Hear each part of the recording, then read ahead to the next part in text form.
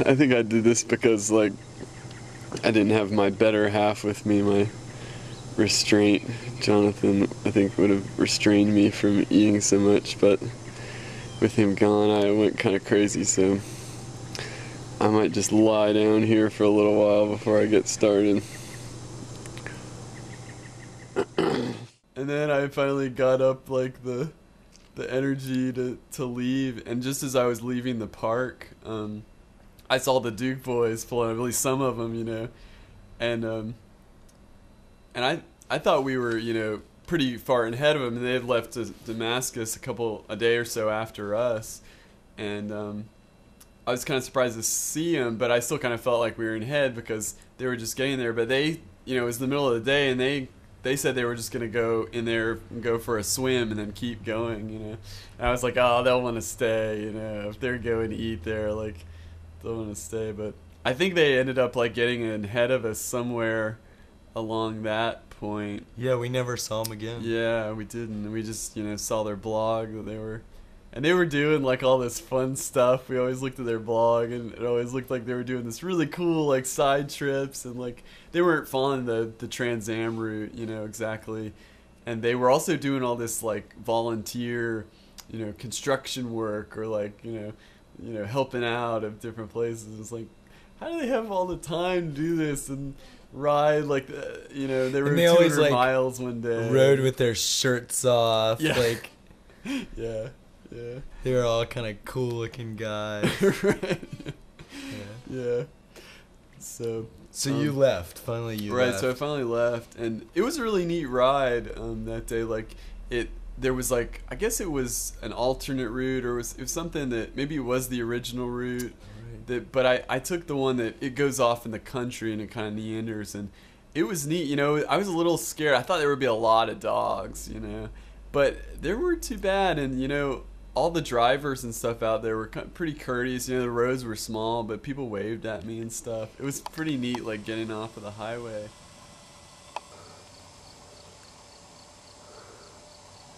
So I've continued on my way, doing pretty good. These hills are hard.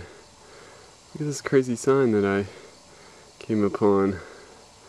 Not no dumping, not no passing, but no jumping. I don't see any water down there. And eventually, you know, I came out, and did we decide we were going to meet at a gas station? No, we met at this intersection. That's right, yeah. And it worked out, like, perfectly. That whole day I kind of had a chip on my shoulder because I felt like you had sort of abandoned me to go fix your bike or whatever. And, like, I just thought, yeah, this is, like, a bad idea. And then we met up, and it seemed all right. You know, it seemed like everything had worked out. So we actually did find each other again after we split up. It was before dark, even. Yeah. Gave us enough time to find this place to camp. And, Tell them about what happened after we found each other. Oh, I've got a flat tire. We probably would have made it to the hostel tonight. Maybe. I mean, I think it really took away some momentum. And we were coming downhill, and I was in front, and I waited for like 10 minutes at the bottom, and started thinking that Jonathan's spoke must have been broken and crashed out or something, so I rode back up and met him. And that was actually the second time I had ridden up that hill that day, because I had to ride it up to meet him. So. And then, like, right after that, I was like, what if Jonathan got hit, you know, in the road, you know? So, like, I had this panic, like, sort of guilt thing, I think. What's funny, because that flat, the hole in my tube was on the rim side, and for, you know, I would continue to have that flat over and over and over again until we finally got to a bike shop.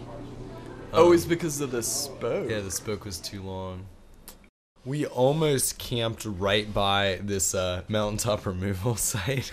Oh, that's right. It was really funny because, I mean, I did a lot of organizing around strip mining and was, like, pretty familiar with, like, you know, the hazards of like fly rock and stuff. And here we were, like almost camping. Like, it's crazy. Yeah. And then we just kept going. We looked at a couple places to camp, but nothing looked good. So Jane actually did a really good job of like asking if we could stay at this place, and there was like, this is a church. There was like a kid who answered the door in the house next door, like a teenage kid, and he asked him if we could, if he thought it would be okay for us to camp here. I gotta get this rock out of my slide.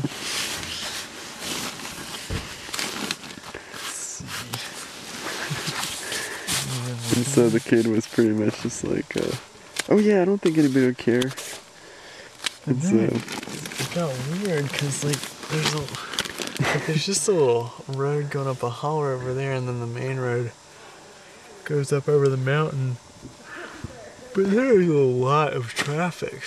It's sort of dying down now, but like there's a lot of traffic to like. It seems like it's a lot of like the street. Yeah. And there's some guys out there playing basketball right now. And I don't know if they haven't noticed us over here or they just don't care. Or they're just waiting for us to go to bed. Right. They can really hurt us. Man. There's also this dog friend we made that I'd hoped would be kind of like our protector, you know? Right. That's what we heard crashing through the brush a minute ago. But unfortunately at this point it doesn't seem like he's going to be our protector. He's just going to crash around. Alright, the battery's almost dead.